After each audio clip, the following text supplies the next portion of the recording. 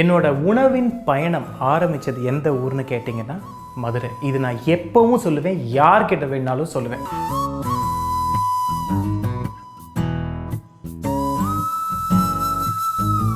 Amazing city when it comes to food. ஏன்னா அந்த அந்த வீதிகளாக இருக்கட்டும், கோவிலை சுற்றி அங்கே இருக்கிற கம்யூனிட்டிஸாக இருக்கட்டும், ஏராளம்.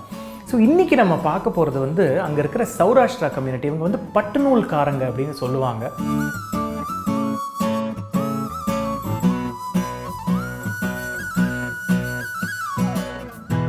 இது வந்து மதுரையில் வந்து சாயங்காலம் ஒரு 5:30-6 மணி ஆச்சுன்னா தள்ளு வண்டி வச்சுட்டு சின்ன சின்னதாக பங்காரப்பன் பைரி அப்படின்னு சொல்லுவாங்க. அது